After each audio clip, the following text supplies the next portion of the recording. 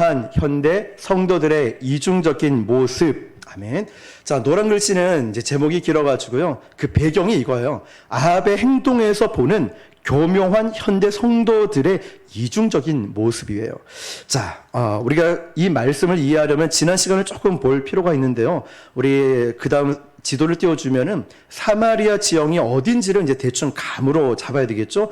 자, 잘 보이진 않지만 위쪽에는 갈릴리 호수, 밑으로 내려오는 곳은 요단강, 그 위에 사해 염해라는 그 밑이 있죠. 자, 여러분 쪽에서 보면은 왼쪽 편에 사마리아가 있다면 그 서쪽으로는 지중해가 있고 오른쪽 동쪽으로는 요단강, 그 위쪽으로 갈릴리 호수, 아래쪽으로는 예루살렘이 있는, 쉽게 말하면 아주 뷰가 좋은 곳이 위치해 있던 곳이 사마리아였습니다. 여기에 바로 아합과 이세벨 부부죠. 이 왕이 살고 있는 궁전이 있었습니다. 이 궁전 옆에 바로 오늘 본문에 나오는 나봇의 포도원이 가까이 있었습니다. 아합은 분명히 화려하고 좋은 궁정을 갖고 있었음에도 불구하고 원래 가진 사람이 더 많은 걸 요구하듯이 왕궁이 있음에도 기껏해야 나봇의 이 포도원밖에 안 되는데 이걸 좀 탐이 나서 달라고 말을 합니다. 이걸 갖지 않으면 난 절대 행복하지 않아, 이렇게 생각한 거죠. 그런데 이 나봇은 굉장히 용감한 믿음의 사람이었습니다. 이 포도원은 그냥 돈을 주고 얻고 산 것이 아니라 조상들이 후손들에게 물려준 유산이었습니다. 그래서 왕이 아니라 왕의 할아버지가 준다 하더라도 절대로 이것을 줄 수 없습니다 라고 말했죠. 그런데 지금 이 포도원을 달라고 누가 이야기를 하고 있죠? 아합이죠. 아합은 왕이었어요. 왕이 달라고 하는데 이게 좀 무슨 소리야? 달라고 하면 줄 것이지. 그런데 이 왕이 속이 굉장히 좁았나 봐요. 명령을 한 것이 아니라 어떤 반응을 보였냐면 삐졌어요. 그냥 삐져가지고 그래? 왜 안 줘? 이러면서 삐져서 이제 집에 들어간 거예요. 그러니까 공처가였나 봐요. 그러니까 아내였던 이세벨이 당신 왜 그래? 왜 밥도 안 먹고? 몰라. 그냥 포도원을 안 준대. 이런 식이 된 거예요. 자, 그러니까 이 당시의 왕은 이스라엘 왕은 아합이었음에도 불구하고 이 상황이 어떠냐면 그 전장인 20장에 보면은 그 전 말씀을 기억하면 두 차례나 이 아합이 이길 수 없는 전쟁을 하나님의 능력으로 승리를 하게 됩니다.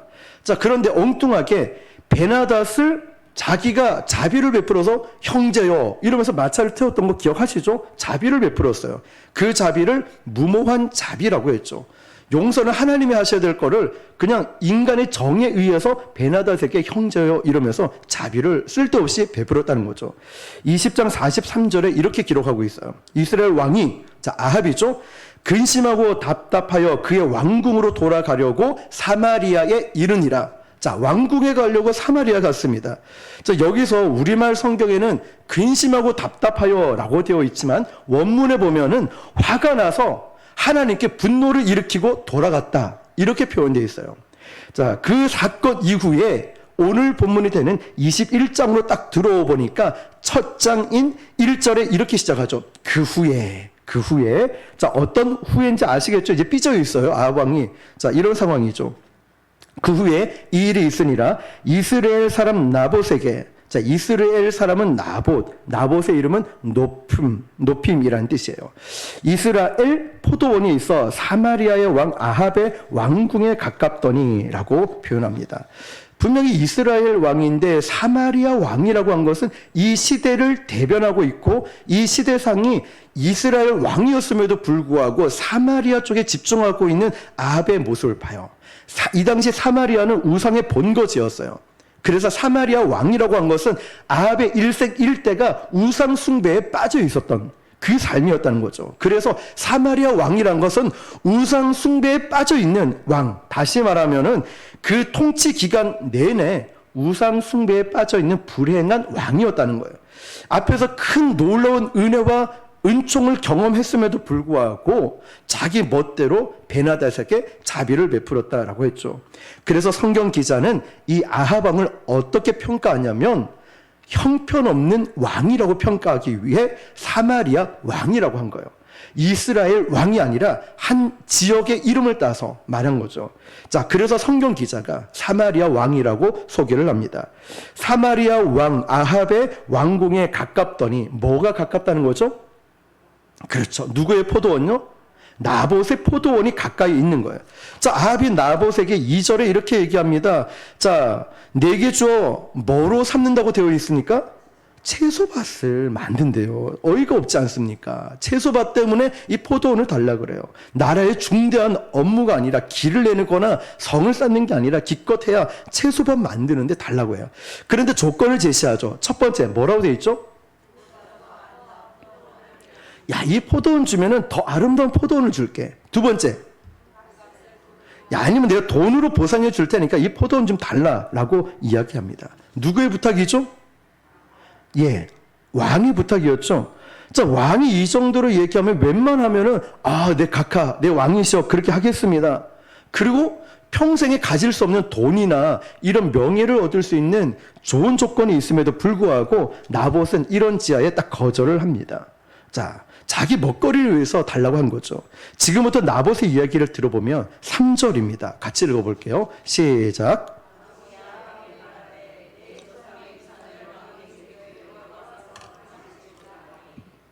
아멘. 예, 계속요. 시작.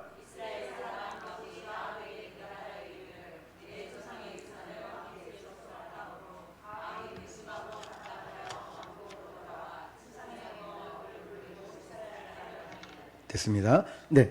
자, 여러분. 방금 3절을 보면 이 땅이 어떤 땅이냐면 두 가지를 얘기해요. 내 조상이라고 하죠. 3절. 3절을 보면 내 조상이라고 이야기를 하죠. 히브리인들은 이 땅을 사고 팔 수 있는 게 아닙니다. 이 땅은 나중에 다른 사람 손에 넘어가도 희년이 되면 돌려줘야 되는 땅이었다는 거예요. 이 땅은 이해 관계로 형성되는 것이 아니라 하나님이 주신 은혜의 땅이라는 거예요. 그래서 이거는 절대로 줄 수 없어요. 그 이유 중 하나가 하나님의 언약, 하나님의 약속이 있는 땅이기 때문에, 다시 말하면 신앙이 걸려 있어요. 다시 말하면 하나님의 약속이 있다는 거예요. 그렇기 때문에 이 땅은 절대로 팔 수 없다라고 이야기하는 거예요. 자, 두 번째는 이 땅은 언약의 상징이기 때문에 그래요. 나봇의 포도원은 적어도 우리 조상들의 유산이라는 걸 보아서는 이 언약이 있는 땅이었다는 거죠. 그래서 이 표현을 확고하게 드러내는 말씀이 바로 3절에 이렇게 기록되어 있죠. 나봇이 아합에게 말하되 내 조상의 유산을 왕에게 주기를 여호와께서 금하신다라고 했어요. 야, 이해가 되십니까? 나봇이 이런 자에 거절한 것은 하나님의 약속이기 때문에 그래요. 하나님의 약속. 그러니까 지난 시간 말씀 기억하십니까? 그리고 이 시대에 별 사람 다 봤다. 별 사람 다 봤다. 그런 말이란 거죠. 자, 요즘 누가 그렇게 신앙생활 해? 요즘 누가 이렇게 헌신해? 요즘 누가 그렇게 기도해? 이렇게 말해요. 자, 그런데 어떤 게 과연 정상이어야 할까요? 자, 이 나봇처럼 이런 소리를 들을 수 있을까요? 이때가 어떤 시대입니까? 온 나라가 우상에 빠져 있어서 아합을 중심으로 우상 숭배가 늘어나고 있는 그 시대였어요. 또 하나는 갈멜산에서 850대 1로 싸워서 이겼고, 그 아벨과 바알과 아세라 우상을 섬겼던 이 선지자들은 다 목베임을 당했던 그런 처참한 시기예요. 자, 그 피비린내가 나는 그 진동하는 이 배경 속에도 왕이었던 아합은 눈 하나 깜짝하지 않아요. 하나님이 그렇게 자비를 베풀었음에도 불구하고 눈 하나 깜짝하지 않아요. 뭐냐면 회개하지 않았다는 거죠. 바로 이 시대 속에 이 사람이 발견됐어요. 누구요? 나봇이라는 사람이 등장해요. 별 사람 다 봤다. 야, 너처럼 누가 이렇게 믿음으로 살아? 누가 하나님 약속을 믿고 있어? 너처럼 누가 이렇게 이상한 거 아니야? 이 소리를 들어야죠. 저도 우리 모두도, 야, 너 기도 너무 열심히 하는 거 아니야? 누가 요즘 이렇게 헌신해? 누가 요즘 이렇게 예배 드려? 누가 요즘 이렇게 전도해? 여러분, 그런데 과연 하나님이 원하시는 모습은 뭘까요? 적당한 타협일까요? 적당한 쉼일까요? 저는 세상 사람들에게 그런 소리를 들었으면 좋겠어요. 오늘 시장에 전도하러 나가자마자 딱 이불집에서 갑자기 대뜸 이 질문을 합니다. 목사님, 꽤 오랫동안 나온 것 같은데 지금 나온 지 몇 년 됐어요? 궁금한 거예요. 제가 딱 보니까 4년 넘었습니다. 세상에 4년 동안 한 주도 안 빠지고 나오셨죠. 태풍이 와도 나왔습니다. 그래가 주변 사람들 세상에 이분들이 궁금한 거예요. 매주 오긴 오는데 얼마나 됐나 궁금한 거예요. 그랬더니 더우면서 땀을 뻘뻘 흘리면서 전도하러 다니니까 분식집에서 갑자기 복숭아 아이스티를 딱 나올 때 주고 또 콩국을 딱 막 주고 배가 불러가지고 오늘 이것저것 막 하여튼 많이 먹었어요. 자랑할 수는 없고요. 어쨌든 가져왔습니다. 교회에도 갖다 놨어요. 다. 이것저것 너무 많이 먹었어요. 자, 어떤 분은 딱 이런 참 간증 같은 거겠죠. 늘 기도해 드렸던 분은 이러더라고요. 목사님, 제가 집을 이사를 가려고 얻었는데 희한하게 목사님 교회 있는 쪽으로 가고 싶어서 구서동으로 집을 얻었습니다. 아파트를 구서동 쪽에 얻었대요. 두실 쪽에도 있었는데 그래도 나중에 혹시나 팔 걸 생각하고 이래저래 하다 보니까 구서동이 역세권에 얻었대요. 그러면 아무래도 목사님 교회 가지 않을까 싶어서 왔대요. 동네 쪽이나 다른 쪽도 있는데 왜 하필 구서동을 오셨습니까? 그러면 제가 목사님 교회 갈 것 같아서 그쪽으로 얻었다는 거예요. 이런 간증들 말이에요. 참 너무나 하나님의 일하심이 기대가 되고 기쁘지 않습니까, 여러분? 이런 겁니다. 누가 요즘 그러나 할 때 하나님은 그렇게 일을 하시는 거야. 누가 이렇게 하냐? 우리가 그 소리를 들어야 되지 않을까요? 세상 사람들도 애게 말이죠. 자, 그러면 이제 4절로 돌아와 볼게요. 4절 말씀 보니까 왕의 요구를 거절한다고 했어요. 쭉 보시면 그 내용이에요. 이거는 어떤 뜻이냐? 목숨을 걸었다는 거예요. 왕 앞에. 포도밭에 목숨을 건 게 아닙니다. 포도밭 이면에 갖고 있는 그 내용이 뭔지 아십니까? 하나님의 약속인 거예요. 포도밭이 중요한 게 아니에요. 그래서 여호수아에 보면은 민수기에 보면 여호수아와 갈렙이 이 얘기하죠. 갈렙이 뭐랍니까? 이 산지를 내게 달라고. 그 산지가 어디냐면 호렙산이에요. 그 아무것도 아닌 땅을 달라고 해요. 이유가 한 가지예요. 하나님의 언약이 있는 땅이기 때문에. 그걸 볼 수 있어야 돼요. 그 뭐 작은 교회, 개척교회 아니면 뭐도 없고. 아니에요. 이 뒤에 일하고 계시는 하나님의 약속을 봐야 돼요. 우리 교회를 통해 저와 여러분을 통해 일하실 하나님의 언약을 볼 수 있어야 돼요. 나봇이 이걸 본 거예요. 나봇이 포도밭이 중요한 게 아니라 이 땅은 하나님의 언약이 있는 땅입니다. 그래서 절대로 팔 수 없어요. 나봇은 여기에 목숨을 건 겁니다. 하나님의 약속에.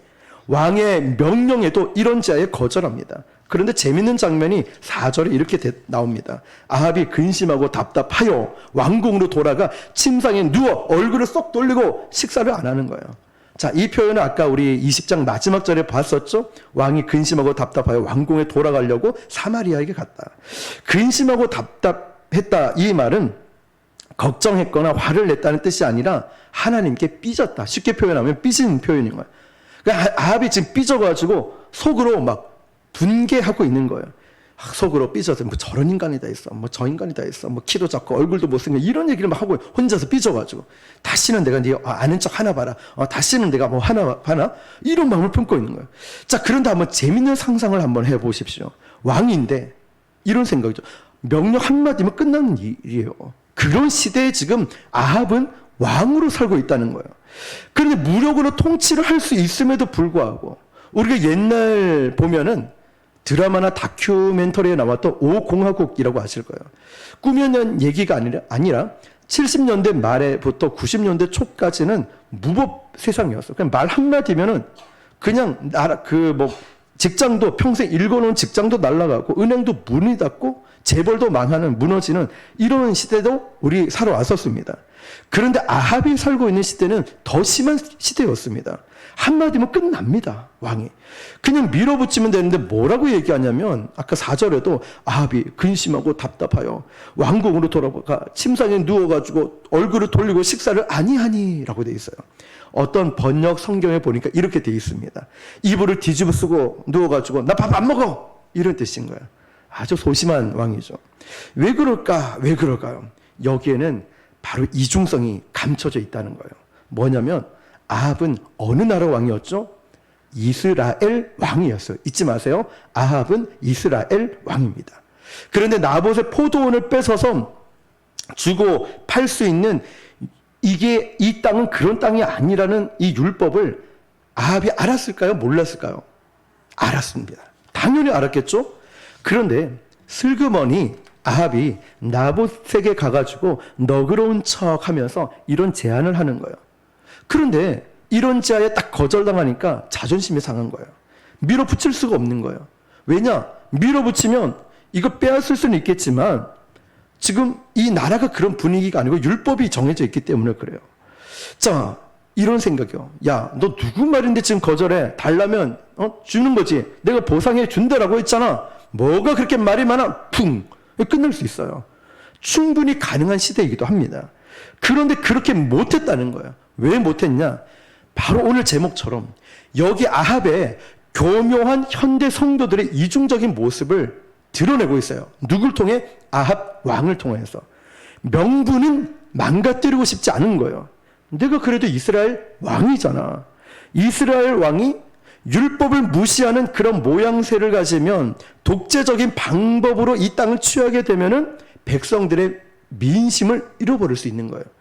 그래가지고 이제 폭력적인 방법이나 강제적인 방법을 못하고 있는 거예요. 그래서 아합은 명분도 잡고 실익도 챙기고 싶은 거예요. 명분과 실리를 함께 챙기고 싶은 거예요. 그게 대표적인 예가 미가 선지자와 아모스 글의 선지자의 글에 등장을 합니다. 한 가지만 예를 들어볼게요. 이스라엘 백성들에게 가장 중요한 율법이 뭐냐면 안식일을 거룩하게 지키는 거였어요. 안식일을 거룩하게 지키고 싶은데 그래야 사회적 평판이 유지가 되는데 그리고 내 신앙이 그럴듯한 사람이라고 자리매김을 하게 돼요. 안식일을 잘 지키는 사람. 그런데 안식일 자체를 지키자고 하니 이 하루 벌이가 날아가 버리는 거예요. 안식일 날 쉬지 않고 어떻게 이 생산을 또 돈을 벌 수 있을까 생각하다가 자기들은 이 백성들은 안식일을 지킵니다. 대신 누구를 부리냐면 종들을 부리는 거예요. 우리 식으로 얘기하면 알바생을 둔다 이런 표현이겠죠. 종들을 부르면서 이 당시에 안식일을 이런 식으로 지키는 거예요. 진정한 안식이 아니겠죠. 형식만 붙들고 있는 거예요.